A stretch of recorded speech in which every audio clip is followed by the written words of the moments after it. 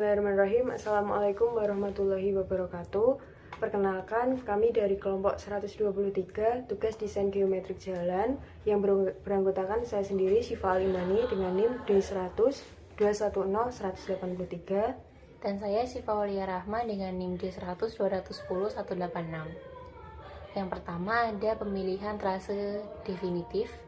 Terdapat 3 jenis trase A, B, dan C. Dari 3 trase yang tersedia dipilih trase B dengan beberapa pertimbangan seperti panjang trase, kelandaian melintang, jumlah tikungan dan tanjakan, jumlah galian dan timbunan, selisih galian timbunan, dan parameter posisi. Yang pertama, semakin pendek jarak, semakin cepat waktu tempuh dan lebih sedikit biaya dalam pembangunan jalan. Selanjutnya ada kelandaian melintang. Apabila terlalu besar akan membuat pengguna jalan merasa tidak nyaman atau terganggu.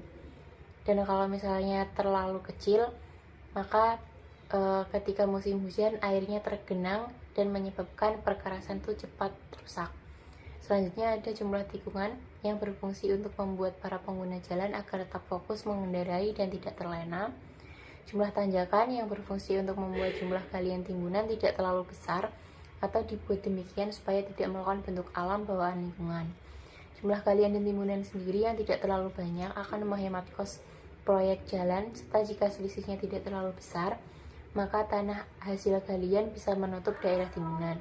Dan jika selisihnya terlalu banyak, akan menambah biaya karena perlu biaya tambahan seperti biaya untuk transportasi. Dan yang terakhir ada parameter posisi.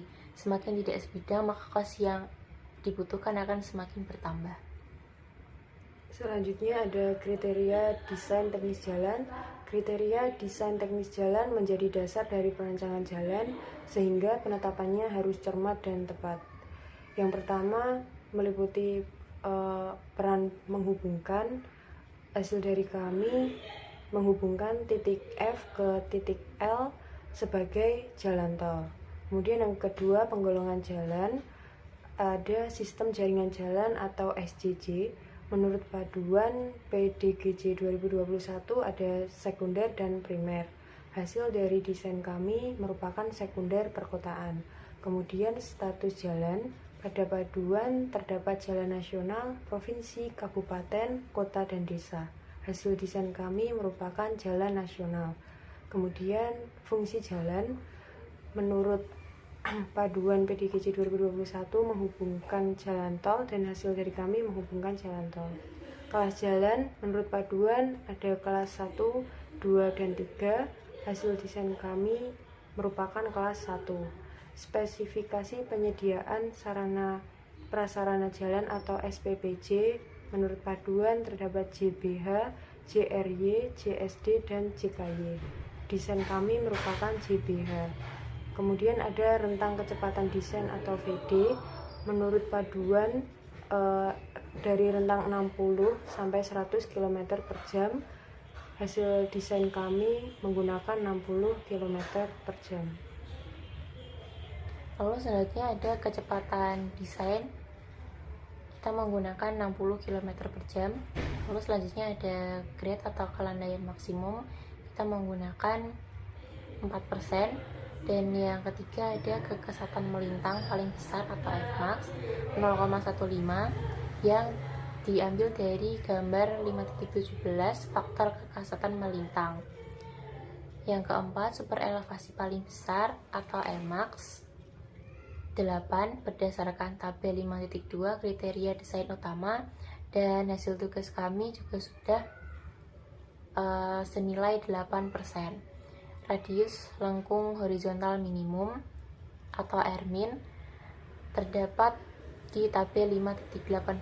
RMIN lengkung horizontal berdasarkan Emax dan F yang ditentukan sebesar 150, dan hasil dari tugas kami juga sudah senilai 150 meter.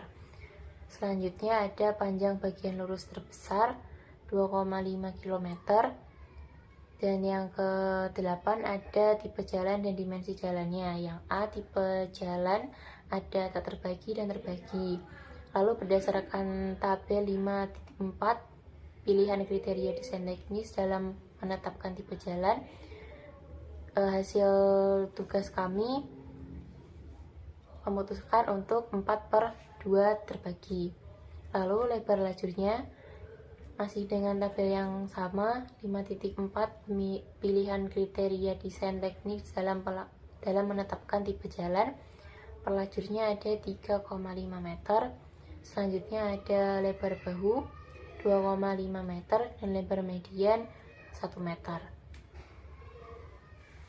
Selanjutnya yang ke-9, kelandaian melintang atau super elevasi. Super elevasi sendiri meliputi super elevasi lajur jalan atau disebut dengan EMAX. Hasil kami menggunakan 4%.